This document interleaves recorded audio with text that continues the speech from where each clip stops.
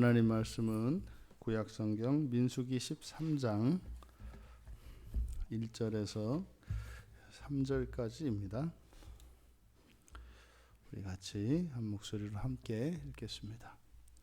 여호와께서 모세에게 말씀하여 이르시되 사람을 보내어 내가 이스라엘 자손에게 주는 가나안 땅을 정탐하게 하되 그들의 조상의 가문 각 지파 중에서 지휘관 된 자 한 사람씩 보내라. 모세가 여호와의 명령을 따라 바란 광야에서 그들을 보냈으니 그들은 다 이스라엘 자손의 수령된 사람이라. 아멘.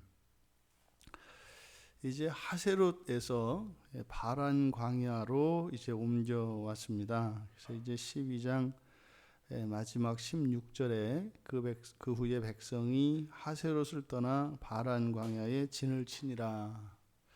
이들이 이제 바란 광야에서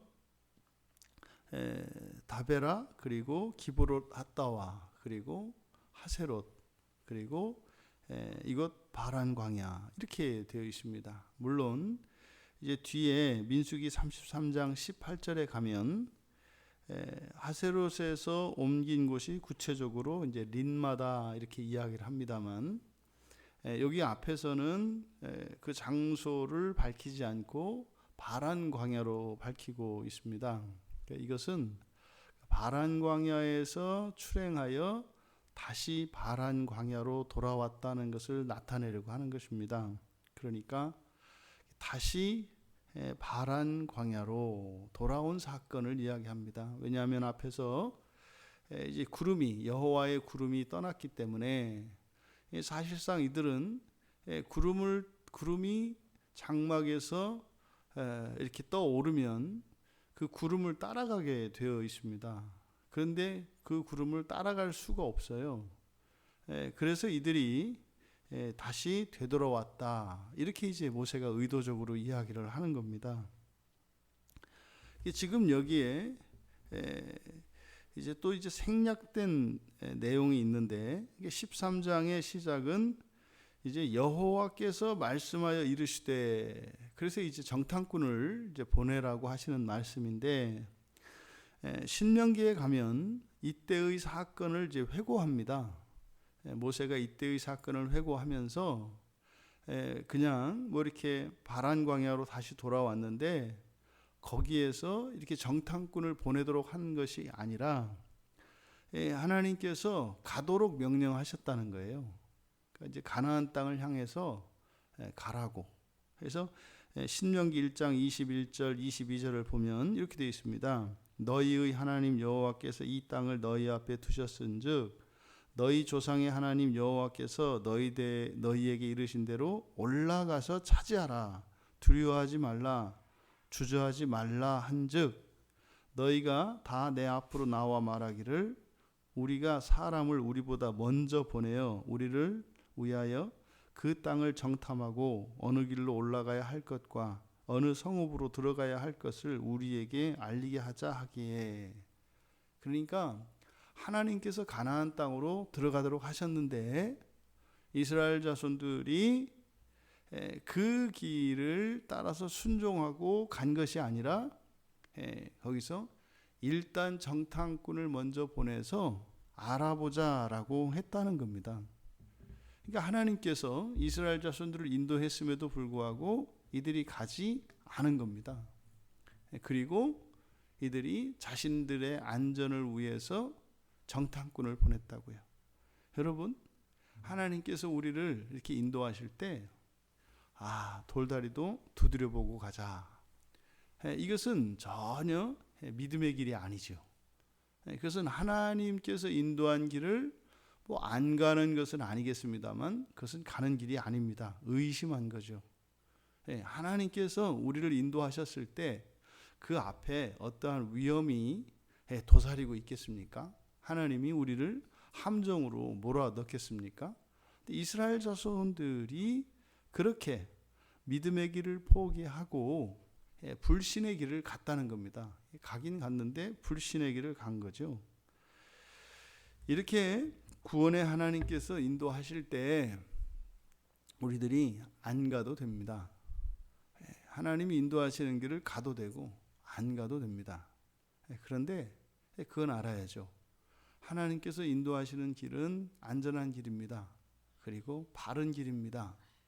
근데 우리가 하나님이 인도하는 대로 하지 않고 불신하여 우리의 뜻대로 한다면 그것은 화를 자초하는 길이라고 하는 것을 우리가 기억해야 합니다. 이후로 여기가 이제 갈림길입니다. 여기에서 그냥 바로 가나안 땅에 들어갈 수 있었는데 여기서 이제 40년의 이제 광야 생활을 하게 되는 겁니다. 그러니까 너무나 이것은 결정적인 사건이죠. 그러니까 우리 인생에 사실 어떤 일이 이렇게 결정적인 사건이 될지는 우리가 몰라요. 그래서 온전한 순종으로 나아가는 것, 때로는요, 지금 이들이 불안한 거죠. 사실은 불안한 것은요, 이들이 지금 가나안 땅으로 들어가나 광야에서 다른 길로 가나 불안하기는 매 마찬가지입니다. 사실은. 그런데 이들이 가나안 땅을 향해서 나아가는 것이 그 길에 위험이 있는 것처럼 우리가 인간적으로 생각하면 합리적인 거죠. 이렇게 엄청난 사람들이 이동을 하는데 정탐꾼을 먼저 보내서 이렇게 돌다리를 두들겨 보듯이 그 길을 알아보고 안전하고 좀 편안한 길로, 왜요? 거기에는 이제 노약자들도 있고 여러 가지 명분들이 있지 않습니까? 이제 거기에 넘어간 겁니다. 그때 이제 여호와께서 모세에게 그렇게 하도록 하라는 거죠. 그러니까 우리가 꼭 불순종해야 되겠다. 하나님이 막지 않으세요. 근데 어쨌든 완전한 불순종은 아니지 않습니까? 안 가겠다고 한 건 아니니까. 그래서 사실 12 정탐꾼 중에 2사람을 통해서 갈 수 있는 기회를 주시죠. 그러니까 처음에 순종하는 것보다 나중에 순종하는 것은 훨씬 어려워집니다. 그래서 기회가 또다시 주어진다 할지라도 그때 순종하지 않았으면 한 번 늦춰서 순종하기란 훨씬 어렵습니다. 이것을 잊지 말아야 합니다. 지금은 내가 잠깐 미루고 다음에 하겠다. 뭐 그럴 수 있습니다. 그런데요, 지금 안 하면 앞으로 하기란 배나 어렵다는 사실을 우리가 잊지 말아야 합니다. 그런데 속에서는 끊임없이 이런저런 핑계를 댄다고요. 지금은 이런 문제가 있으니까 이것만 해결이 되면 또 이게 시간만 지나면 되니까 그리고 나서 가면 되는 거 아니냐. 즐거운 마음으로 피곤한 몸을 이끌고 가지 말고 즐겁게 갈 수 있지 않는가. 그때 되면은 그건 없어지겠지만 그거보다 더 큰 이유가 생깁니다. 반드시 생깁니다. 그래서 이들이 이렇게 하나님의 인도를 따르지 않고 이들이 정탐꾼을 보내기로 했기 때문에 이제 여기서 이제 모세에게 여호와께서 이제 각 지파에서 한 사람씩 정탐꾼을 보내도록 했습니다. 그런데 여기에 보면 2절에서 그 정탐꾼을 이야기하는데 굉장히 구체적으로 자세하게 설명을 합니다. 이스라엘 자손에게 주는 가나안 땅을 정탐하게 하되, 그 이제 뒤에 있는 내용들, 조상의 가문의 각 지파의 지휘관의 한 사람씩, 이렇게 복잡하게 이야기하지 않아도 되거든요. 근데 이것을 아주 자세하게 구체적으로 계속 이야기합니다. 이게 뭡니까? 어느 한 사람도 하나님께서 인도하시는 그 길에 가야 되겠다라는 사람이 없었다는 거예요. 누구 하나도 빼지 않고, 그러니까 아주 한 사람. 그러니까 어느 누구 하나 하나님의 뜻을 따라가자 하지 않고 이구동성으로 그런 마음을 품었다라고 하는 것을 강조하고 있습니다. 이렇게 이들의 영적 상태가 어떠한지를 우리가 알 수 있습니다. 그래서 우리가 이렇게 성령 충만하고 은혜가 충만할 때는 그냥 하나님께서 인도하시면 두렵지가 않습니다. 그냥 아멘 하고 갈 뿐이죠. 그러니까 간단해요. 그냥 쉬워요. 그런데 믿음을 잃어버리고 이제 은혜가 떨어지면은 복잡해집니다. 그러니까 박사가 돼서 이렇게 갈 때는 뭐 왼쪽으로 5cm, 오른쪽으로 2cm 이제 박사가 돼요. 점점 은혜가 떨어지면 아주 얼마나 이성적이고 얼마나 똑똑해지는지. 그러니까 이제 그것 때문에 자기가 죽어나죠. 지금 이들이 이제 그런 모양새입니다. 여러분, 우리가 기억해야 합니다. 왜 모세가 다시 바란 광야로 돌아갔다고 이야기를 했을까? 다시 바란 광야로. 여호와 하나님이 떠나시면요, 그러니까 하나님의 은혜가 떨어지는 거죠.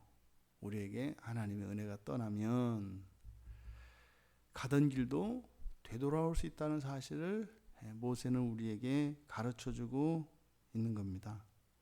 하나님의 인도를 받지 않으면 그것은 가는 게 아니라 되돌아오는 길이라는 거예요. 걷죠. 걷습니다. 따라서 걸어갑니다. 힘차게 갑니다. 성실하게 갑니다. 그런데 되돌아오는 길입니다. 되돌아오는 길입니다. 그러니까요, 가는 게 중요한 것이 아니라 방향이 중요하다. 열심히 성실하게 가는 것보다 더 중요한 것은 방향이다. 그러니까 방향이 바뀌면 그게 오히려 화가 된다.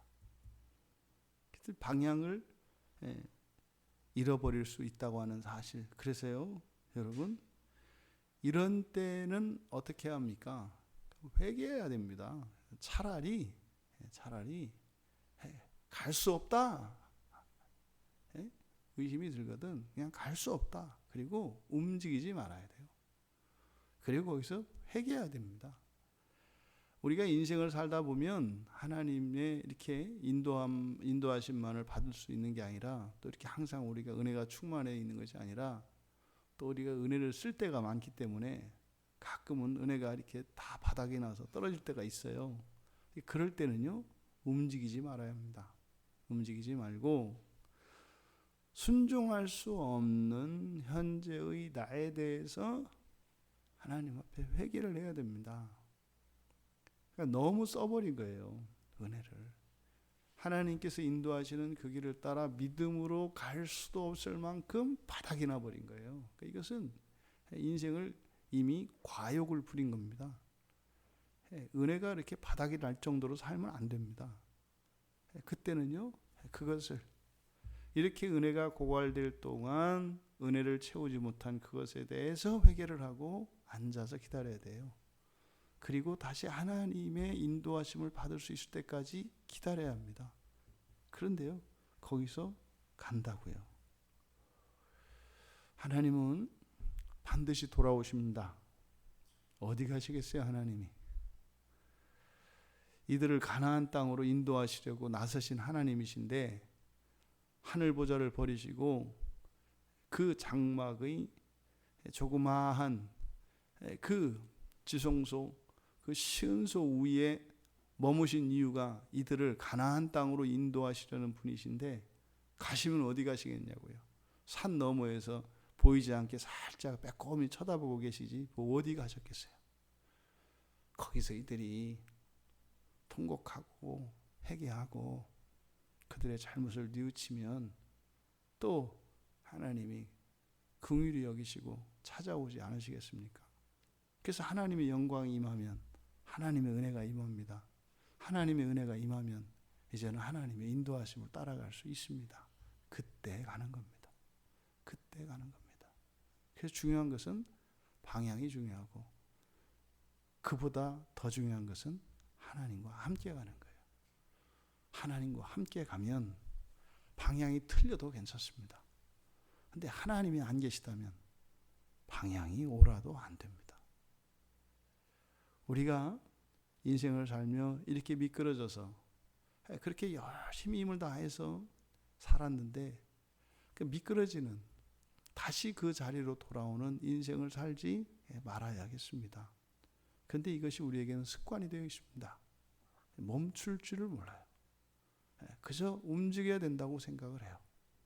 여러분, 자신의 영적 상태를 잘 분별하여 움직여야 할 때와 움직이지 말아야 할 때가 있어야 하겠고, 부디 우리가 계속적으로 움직일 수 있기를 바랍니다. 그러려면 우리 안에 은혜가 고갈되면 안 돼요. 예, 은혜가 있어야 합니다. 또 은혜가 있어도 잊지 말아야 할 것은 하나님과 함께 동행하는 것이 중요하다. 글쎄요, 보폭을 맞춰야 된다고요. 하나님이 멈추면 멈추고 가면 가고, 또 방향을 또 맞았다고 또 냅다 가려고 하지 말고, 그래서 하나님과 함께 보폭을 맞추며 그렇게 가나안 땅을 목표로 우리를 인도하시지만 가나안 땅이 목표가 아니라 하나님과 함께하는 것이 더 귀한 가치가 되어서 우리의 인생길에 돌아보아 아쉬운 인생이 없고 후회 없는 인생이 되기를 주님의 이름으로 축원합니다. 존귀하신 하나님, 하나님의 영광이 떠나고 이들은 갈 길을 몰라 마침내 갔던 길, 출발하였던 길에 다시 돌아왔습니다. 하나님, 저희들의 인생이 이렇게 반복하는 인생, 오르고 내리는 인생이 아니라 주님께서 인도하시는 그 약속의 땅을 향하여 전진하는 인생이 되게 하여 주시옵소서. 무엇보다 언제나 하나님과 동행하게 하여 주셔서 가나안 땅에 이르되 늘 하나님과 함께하는 거룩하고 복된 주의 자녀들 다 되게 하옵소서. 감사하며 예수님의 이름으로 기도하옵나이다. 아멘.